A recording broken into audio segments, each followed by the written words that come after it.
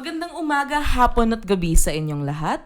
I'm Faith and I'm with Koru's marketing team. And welcome namin kayo for today's webinar titled Care Workforce New Zealand Work and Residence Opportunities in 2023.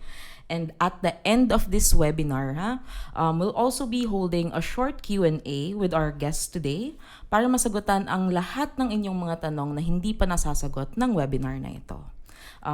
So let me introduce today's guest. Higit na isang dekada na siya nasa immigration industry. Dati siyang nagtatrabaho sa Immigration New Zealand as an immigration officer and manager. Currently, she is Koru's very own licensed immigration advisor.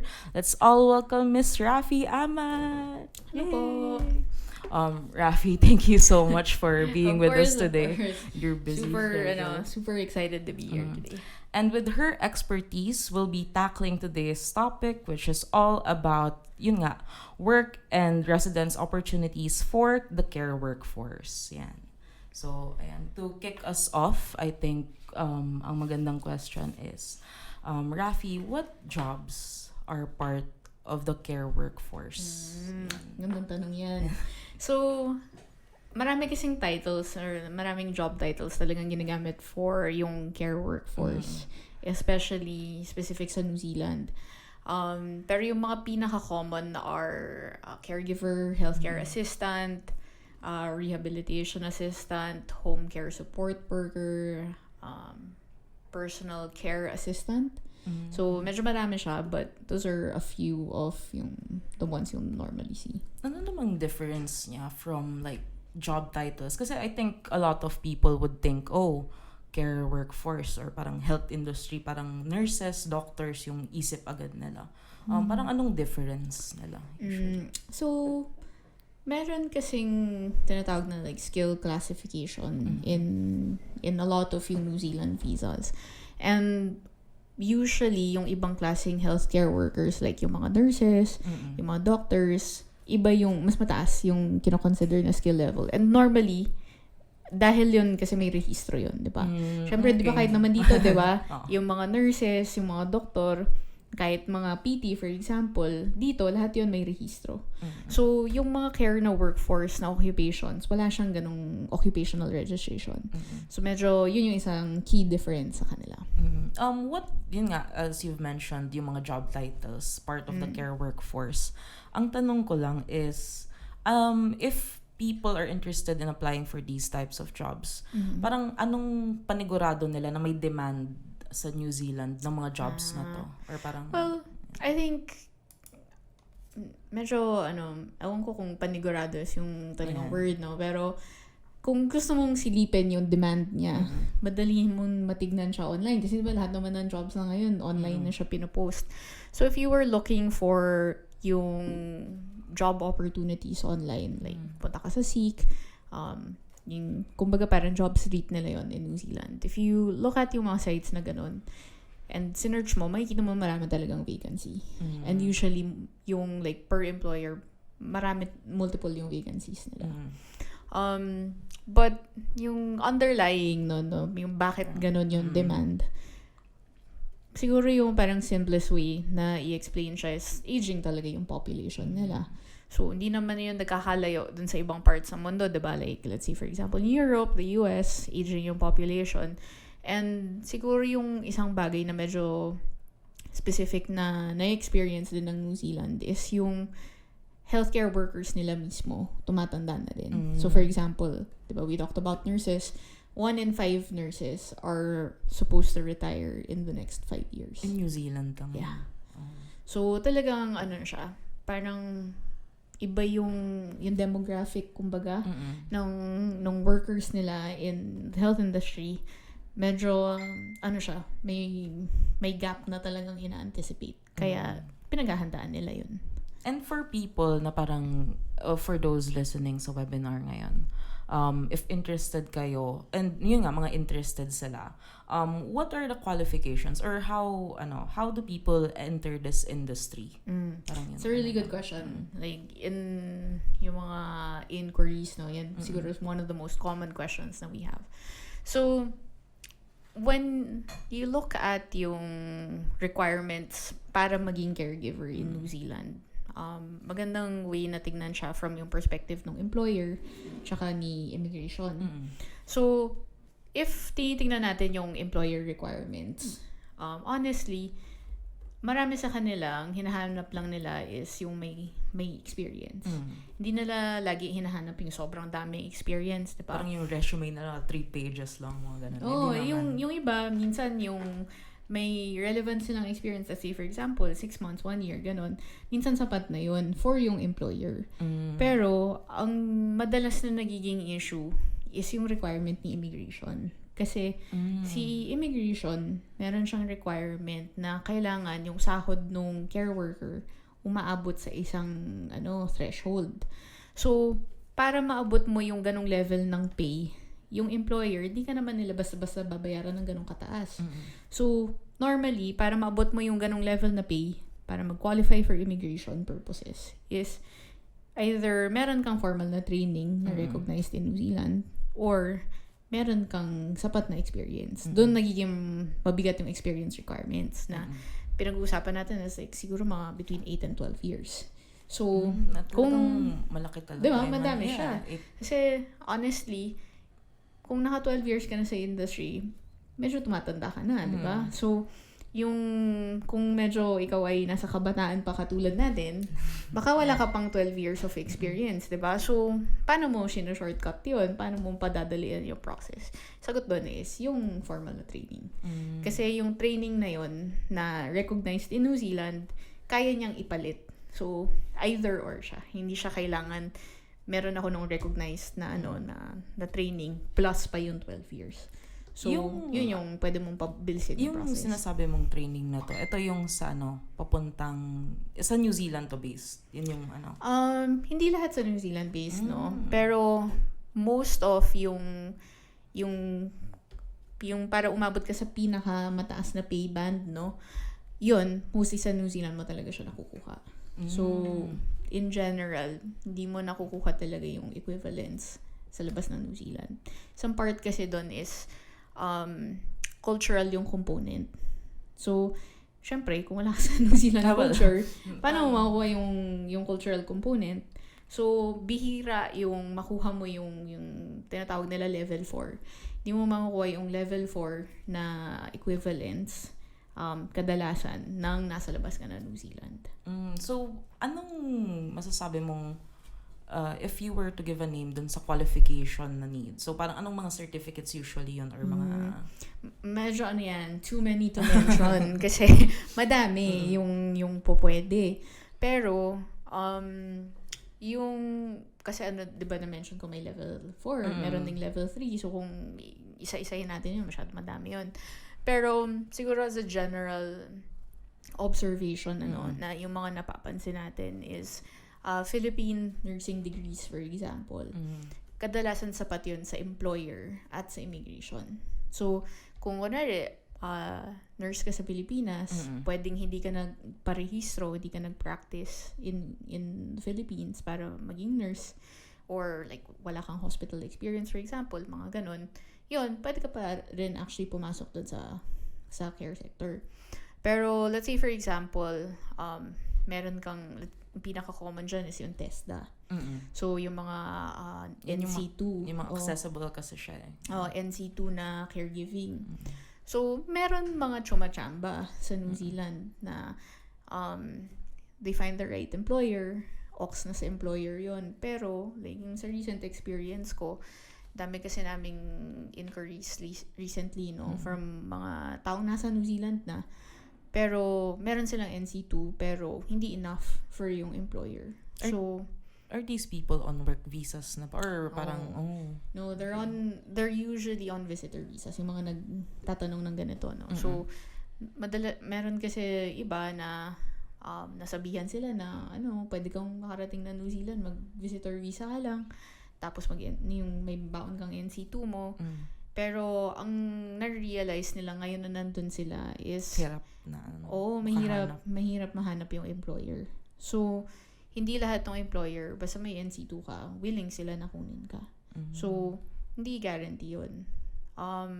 ang talaga nire-recommend namin is kung talagang interested ka, pumasok dun sa industry and afford mo naman, syempre nire-recommend ko mag-aral sa New Zealand. Kasi better yung yung outcomes. And I think mas straightforward siya in a sense. Or Yeah. I mean, kasi diba, parang for the recommendations na ginagawa namin in this area specifically, no, itong industry na to, talaga na-recommend namin yung providers na meron silang practical component. So, isipin sa atin, parang OJT, practicum, so iba yung tawag. So, like in New Zealand, it's usually referred to as yung clinical placement. So, nandun ka, nakikilala mo yung employer, naiintindihan mo what the job is actually like, yung day-to-day. Parang na-immerse ka sa environment. Yes. So, syempre, pagka ganun yung background mo, yung employability mo, tumataas. Dito, syempre, iba naman yung standard of care sa Pilipinas. Like, di ba, for being honest, di ba? And parang I think hindi common yung, kunyari, yung care homes here, hindi siya as common. Totoo yan. Kasi family, di ba? Oo, family. Tapos, yun din yung isa ko napansin now that you bring that up, no, family. Yung iba, yung experience nila is mag-alaga ng family members. So, syempre, ibang issue din yun sa immigration. Kasi paano mo i-verify yun? Syempre, may hangganan yung pwede nilang paniwalaan. Kasi syempre, hindi ka naman sinasweldohan, di ba? Like, hindi naman nasa ITR mo yung ganong klaseng experience. So, paano nila ma-check yun na talagang experience mo yun? So, may mga pagkakataon din na gano'n na kahit meron kang experience, minsan, mas okay pa rin talaga mag-training. So, for those naman, for those of our listeners and viewers, na meron na silang work visa. Meron na silang work visa, nagtatrabaho na sila. They're getting the bread na. Bringing home the bacon. Yeah, bringing home the bacon. Or bringing home the cow since New Zealand. Gusto ko tuloy ng steak. So yun, for those people na nag-work na nga sa New Zealand, I think a lot of people there have, residence in mind when it comes to considering yung options nila of moving to New Zealand diba? Moving to New Zealand in the first place. Yeah. So anong mga what things are there to consider or keep in mind when they have yung work to residence pathway? Well, I think the first thing talaga is you need to make sure that you set yourself up para mag-qualify for residence. Kasi hindi siya automatic. Hindi siya basta may trabaho ka as caregiver, may trabaho ka as healthcare assistant. Hindi ibig sabihin nun instantly mabibigyan ka ng residence. Kasi iba pa yung policy ng residence. So, yun yung first thing. Na kung tinitingnan mo is yung kinabukasan mo in New Zealand, isipin mo yun. Na pagpaplanuhan mo yun. The second thing is, sa ngayon, maganda talaga yung outlook for caregivers in New Zealand kasi meron tinatawag na sector agreement and bago lang yun. Na-announce lang siya in 2022.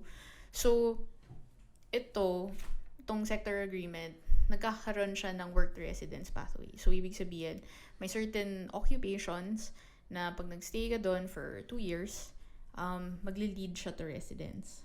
Meron pa rin siya ibang requirements, no? Like age, health, ganyan. Pero, yung pinaka-core na requirement niya is yung employment mo in the right occupation and dapat yung ma-meet mo yung visa requirements, like yung work visa na hawak mo, ganyan.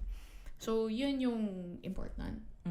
There are, other ways how, kasi actually, dati, hindi lahat ng caregivers nagkaka-residence. In fact, medyo recent development yan over the past couple of years lang. Kasi diba, syempre, 2008 ko pa mundo yung immigration, diba? So, dati talaga, pahirapan maging resident tong mga caregiver na workers. Naalala ko, meron pa yan dati yung makikita ko na 8 years na silang nasa New Zealand, di pa rin sila residente. So, before talagang napakahirap makuha yung residence as a care worker. Pero, nagbago yun in the last couple of years na nag-start na medyo magbago yung immigration policy. Nagkaroon ng ilang changes. So, siguro past maybe yung a little bit before COVID, no? medyo meron mga nagkaroon na ng residence. I think this also ties in lang dun sa first point natin. What's driving the demand for people talaga to go to New Zealand as care workers. Yeah. So that's true. Pero for me, in as much as lumuwag siya over the past couple of years in the sense na nagkaroon ng opportunity for residents, medyo meron na, hindi ko siya nakikita na yung parang buksan nila yung floodgates. Kasi the fact na ginawa nila through a sector agreement suggests na pwede nilang tanggalin yun with time. Kasi yun yung point ng sector agreements. Parang siyang gripo, basically. Oo, meron silang nakitang specific na need, pero temporary yung need na yun. And once matapos yung ma-bridge yung gap na yun, pwede nilang alisin. So even yung sector agreement, yung validity niya hanggang 2024 lang. So 2024 lang? Yes. So yung 2024, pwede nilang i-review yun na i-extend nila, pero or pwede rin hindi na. So yun yung kaya, personally, hindi ko aasahan. Hindi ko iintayin na yung parang dumating yung 2024 tapos lumipas na yung pagkakataon, diba? So, yan, kasi talaga nagbabago yung policy. Yan, kaya for the people listening and watching, to check your eligibility na schedule a consultation with us today, di ba? Yan. Yung pa-plug tayo bigla muna.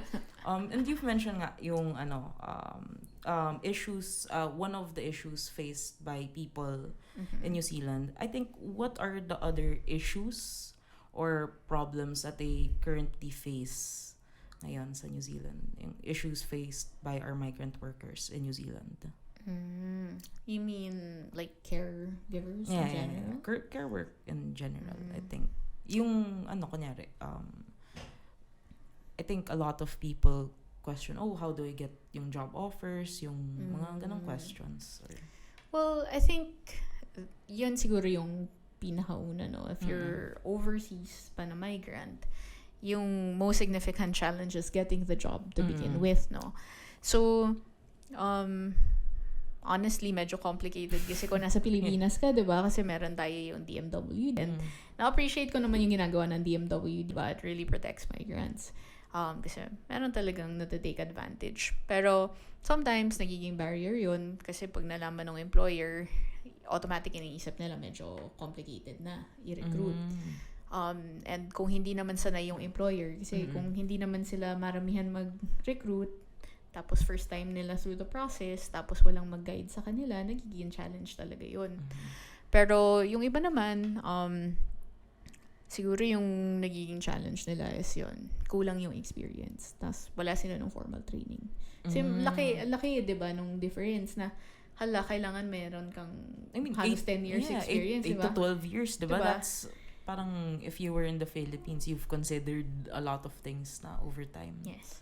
So, yun, I think, yung parang main challenges na ino-overcome mo. Like, getting yung job from overseas kung wala ka pa sa New Zealand. Kasi, syempre, hindi ka naman nakakapag-interview with, New Zealand employers. Like, visiting rest homes, pag ganon. And, yun, parang, syempre, the complexity of yung immigration. So, yun yung some of the things na migrants have to navigate. I think speaking of yung complexity nga, or parang even immersing yung bilang Pinoy nga or another nationality into a new environment. Syempre, especially Filipinos, we get homesick, yung mga we miss our family members. And I think a lot of people on work visas abroad will consider bringing along their families.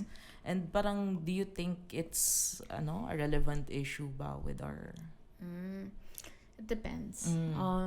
Kasi diba na-mention ko, nagbabago yung immigration policy, no? So, yung policy around partners ng workers, medyo inaasahan yan mag-change this year. So, second quarter of 2023, well, ilang beses kasi na-push back yun, kaya medyo ewan natin kung matutuloy, pero there are certain people na if they're earning at the right level, so meron siyang pay threshold, masasama mo yung partner mo on a work visa.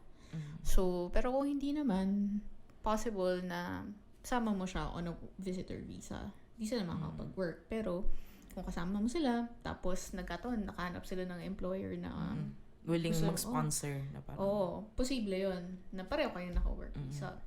Pero, syempre, dapat ma-meet nyo yung requirements. So, hindi naman, depende na yun dun sa background ng partner mo. Yeah.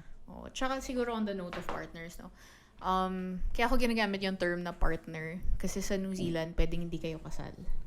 So, live-in lang. Or parang anong tawag lang sa Pilipinas? Parang common law siguro yung naisip mo. Pero yung common law kasi, dito 7 years yun before kayo makonsider na common law kung hindi ka nagkakamali. Pero, sa New Zealand, hindi naman siya kailangan 7 years. Okay. So, kailangan lang talagang living together kayo and then mapapakita nyo yun. Pero, syempre, conversation for another day yun. Pero, yun. May iba pa kaming webinars in the future. Oo. Tsaka yun na sa New Zealand medyo progressive kasi doon. So, pag sinabi nating partner, pwedeng same-sex yun. So, yun lang. Kasi yung iba, hindi nila na-realize yun. Tapos parang automatic feeling nila, hindi sila pwede. Pero, yun. Medyo iba talaga yung patakaran in New Zealand. So, very, siya. In general, quite, quite friendly sa families. Like, they try to keep the families together. That's nice to hear. Especially, yun nga, malapit tayo sa mga pamilya natin. Yes. Kasi, diba, ano bang, para saan pa yung kayod, diba? True. And speaking of families, paano sa mga single? Anong options nila for, for taking on this pathway? Kasi puro partnerships ang narinig. Parang, paano yung mga single? Lonely ka na. No, but, pero seriously, hindi naman tayo galit sa singles, no? So, yung mga pagkakataon naman ng singles, okay lang din. Ganon din naman. So, parang yung nabanggit ko kanina, diba? Kung qualified ka, kung, like, tama yung, yung training mo, yung tinapos mo, or sapat yung experience mo, tapos makakuha ka ng job, pwede ka ng diretsong work. Pero pagpalagay na natin na hindi ka makakuha ng employer either kasi talagang nahirapan ka kumuha ng employer or kulang kasi yung background mo, hindi pa yon enough para maging attractive sa employer or ma-meet yung requirements ng immigration, bukas pa rin naman yung option na yon. So, kung mag-aaral ka. So, hindi naman tayo nagdi-discriminate kasi wala kang love life. Yan, sa mga lahat ng single dyan, meron kayong future sa New Zealand, di ba? And I think, to close us off, what's the advantage of signing on with us here in Koru? So, medyo marami yan. Yeah, syempre. No, syempre, paano tayo nagbubuhat ng sariling bangko, no? Pero seriously, di ba? Bakit ba talaga kumukuha ng advisor? And for us, yung na-mention ko kanina, no? Yung dun sa, yung residence, pinagpaplanuhan yan, and pabago-bago talaga yung policy. Yun talaga yung nakukuha mo advantage in general pag kumukuha ka ng advisor. Kasi dapat, yung advisor mo, yung talagang trabaho niya is to make sure na kung ano yung objective mo, tinetest nila kung kaya ba siyang gawin. And kahit magbago yung policy, paano nyo best nakikip yung pathway na yun in mind or yung kung ano man yung objective nyo para ma-attain natin. Siguro yung advantage talaga using Koru is number 1, syempre ba yung experience ko kasi super tagal na ako sa industry tapos ex-immigration ako. Number 2 is hindi kasi basta may advisor, same yung level of interaction nyo with yung advisor. Or even lawyer. Like, meron kasi mga immigration lawyer tapos minsan yung feedback sa amin is yung kumuha sila tapos whether advisor or lawyer pero barely ever nilang nakakausap. So ako personally very involved ako dun sa lahat ng applications. I mean, even right now you're here with us, diba, discussing these opportunities. And it's a webinar na to. So ayan. Siguro the last thing I would also say about yung Koru is maalaga talaga kami sa clients. So, personally, kilala ko silang lahat. And then, I like to keep tabs on them. Hindi naman like a stalker, diba? Pero yung parang kinakamusta ko every now and then. Kasi sobrang, for me, that's a lot of the reason bakit ko ginagawa yung job.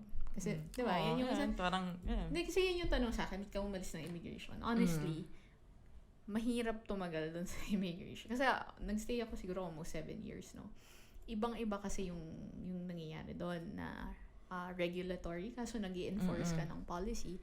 And yung isa na-appreciate ko talaga about being an advisor is yung advocacy na pinaglalaban mo yung migrante. So, syempre, for me, yun yung a lot of parang why I enjoy the job and why I still do it. And so very fulfilling siya for me na yung mga kunwari estudyante, papasok namin sila sa student, tapos makikita ko permanent resident na sila. Yeah, so parang masaya. talagang very tutok sa mga Actually, meron na kami na yung mga in-assess na citizen na. Tapos doon na nagkaanak. So, nanganak na siya na yung baby nila citizen na. So, nakakatuwa talaga yun. Yeah. Yun. So, ayan. Thank you, Rafi, for joining us for today. And ayan, this concludes this webinar. Thank you so much, Rafi, for your valuable insight. But wait, may Q&A pa tayo. Ay, wait lang. Sige, to everyone listening and watching, we're gonna take a quick break to internalize lahat ng information na to. Habang naghahanda kami para sa Q&A portion of this webinar, I'd like to invite everyone to like our Facebook page if you haven't already for updates gaya ng schedules ng mga future webinars katulad na to and other New Zealand immigration news. So ayan, for those of you who've already made up your mind, pwede na kayong mag-request ng assessment by using the link sa chat box. Ayan, isa-send natin yan sa Zoom. Yan, sa Zoom meeting. And or messaging us through our Facebook page. So ayan.